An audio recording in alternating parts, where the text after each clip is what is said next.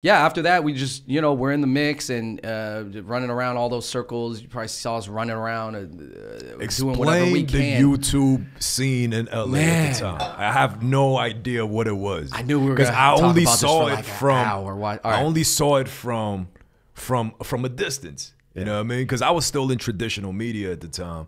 YouTube was this thing that was popping. I recall there was a white rapper named Hoodie Allen.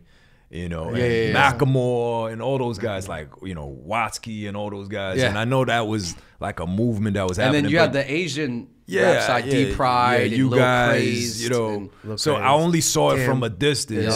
Tim. You know, and then obviously from my lens of coming in from prestigious New York media, I was like, oh, this is a little cheesy. I don't really know what this is. Yeah. But you guys were in the midst of it. You guys were in the paint. Like, paint that picture for the audience that, you know, that has no idea what that is. I mean, what do you want to know about it? I mean, just give us a scope of the landscape. Like, I think it was like a golden era of people trying to figure stuff out. And I think that a lot of, you know, I mean, I look back on that time super fondly. And I think a lot of that stuff is the blueprint for what's happening now. And for what will happen, right? I guess if you look at it, like different platforms had their golden era, like early TikTok, early Instagram Reels, early Vine. It was probably a similar but not as glorious because it was the first kind of platform before those came out that people were collaborating on. There was different voices being heard, and like it was in the early days. So I guess like, I mean, it's just like any scene of like early rap, like that's, people are figuring out the tone. Oh, we don't even know like all the Mr. Beast techniques of thumbnails yet, like and watch time. Like none of the analytics stuff came out, right? One, the NBA now it's all about analytics too. So it's just everything gets more analytical and numbers based. But I think back then there was an air to just like, yo, who's who? Like, oh, you trying to do it? Yeah. And I don't know. I'm not gonna say it was like a glory land. I don't know what you like. It was nothing like. Yeah, there wasn't actually that much money. There wasn't as many brands in it, but there was like a Hyphen magazine that was doing parties or like.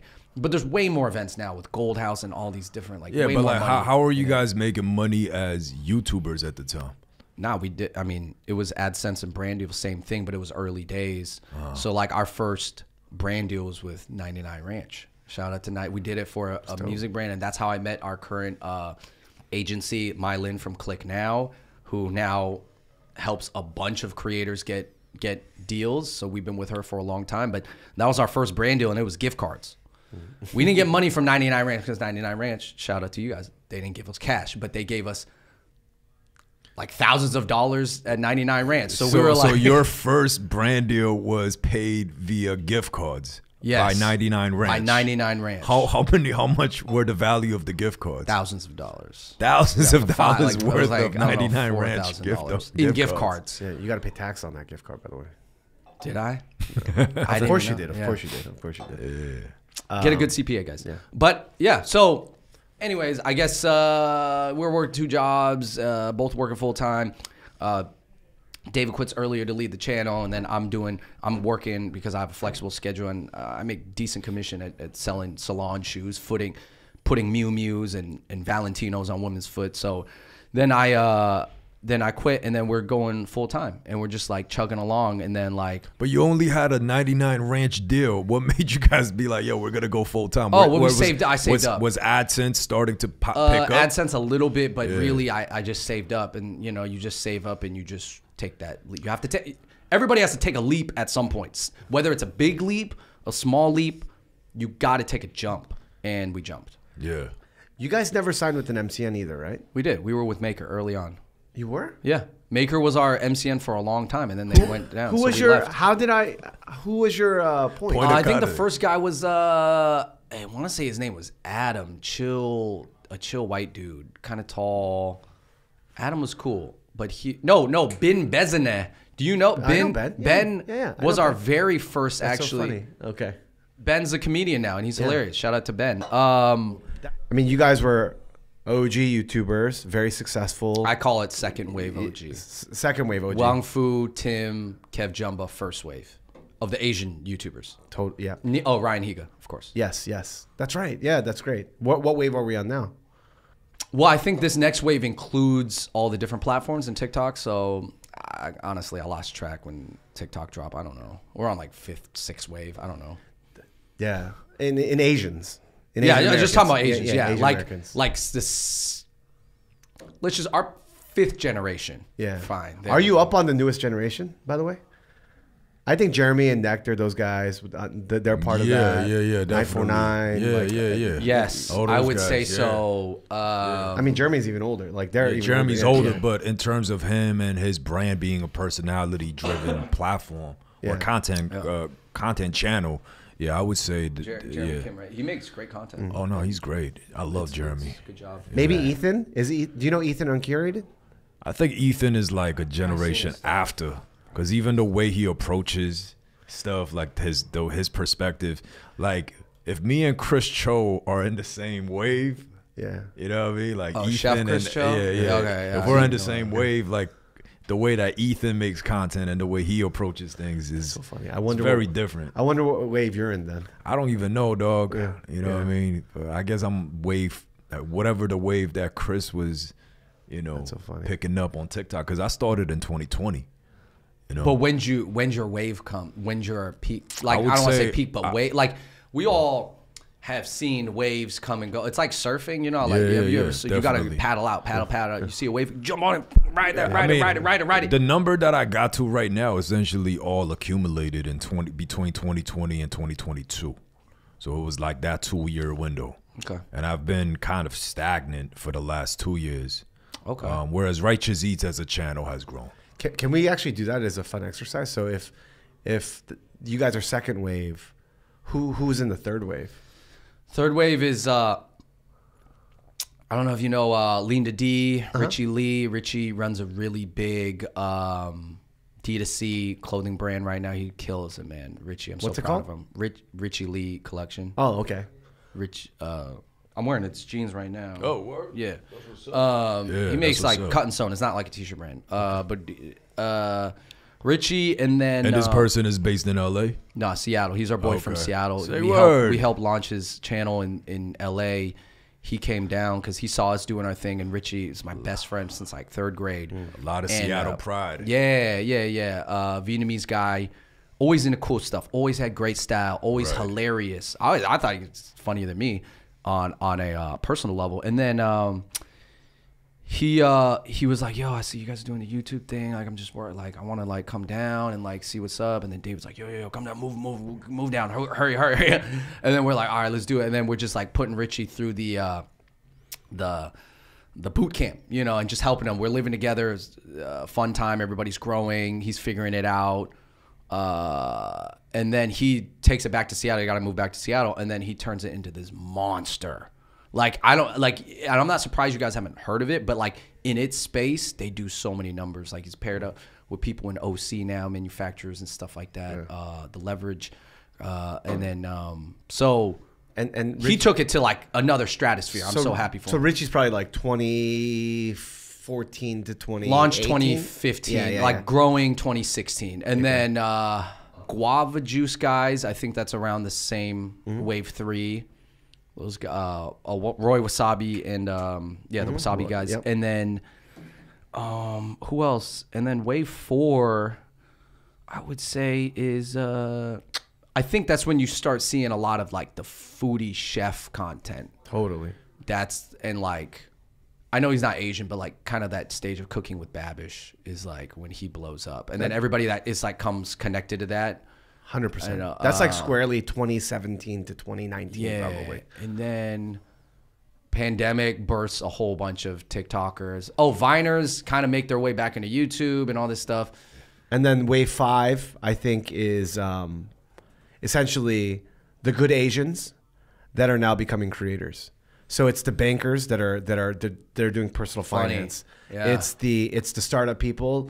It's the Jay Hoovies.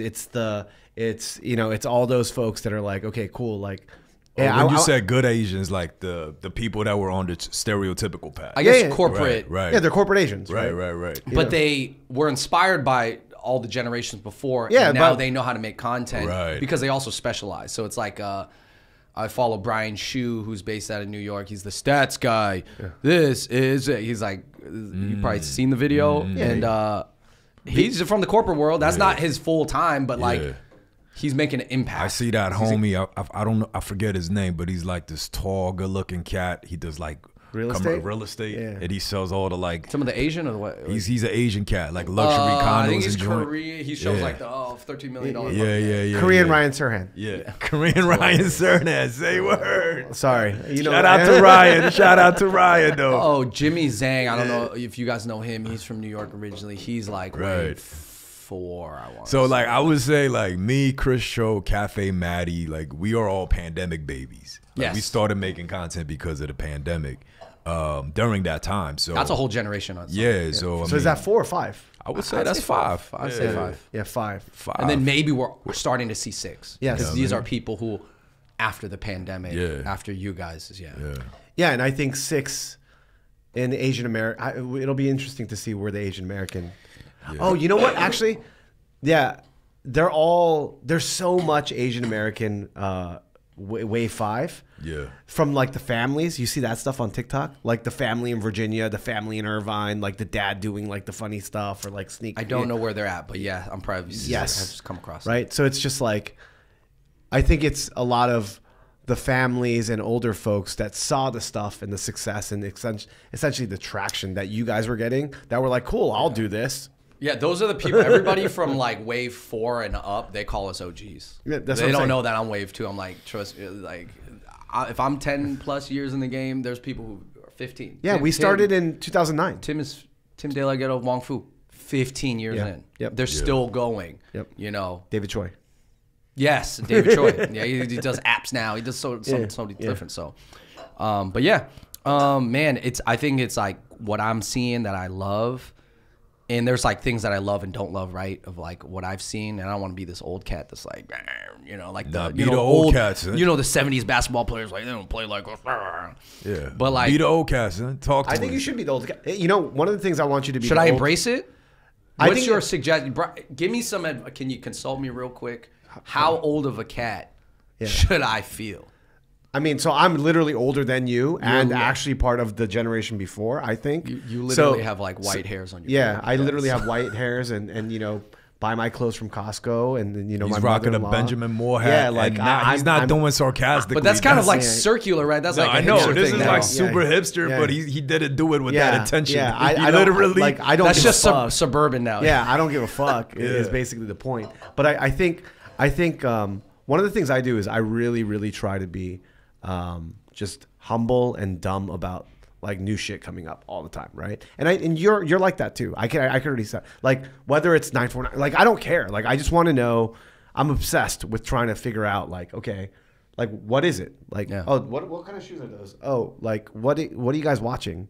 And it could be a 5-year-old. I have 7, 4, and a 2-year-old. Like I want to know what's going on, right? So whether ZHC, by the way, right? The ZHC. Like my son was watching ZHC stuff. I don't know what that is. He's the Asian American cat that does like custom iPhone things. He's managed by Nike. I think I know who you're talking about. Yeah, you're right. Again, my point is I'm always trying to pay attention, right? I'm always trying to pay attention. That would be my first thing, which I think you already do. Second thing is like, yo, there's wisdom to be like. There's a dope thing about getting older and just knowing more, right? So when I want you to be an old guy, and we have these conversations privately, I want to know about what your TV deal. Because again, for us, being the old guy and rebuilding and riding wave 4 into what we're trying to do, I look at that shit. He's like, "Yo, should we do this?" I'm like, "Fuck that!" Like, they're literally only distribution, right? When we look at deals, we look at brand, audience, and revenue. I'm like, literally, the only thing that they could provide right now is maybe prestige and distribution to a new place that we're not in right now. Production, probably. I mean, production, man. Production's low. Do I want? We started before he got here. We were talking about the setup, right? iPhones and like. I don't want a second AC. I know what you mean. You know what I mean? Showrunner, producer, then a field producer. I mean, if anything, you know this better than anybody else. Did they fuck up what you were doing? Yeah. So let's talk about the TV thing. Yeah. I personally don't want to spend too long, not because I hated the show.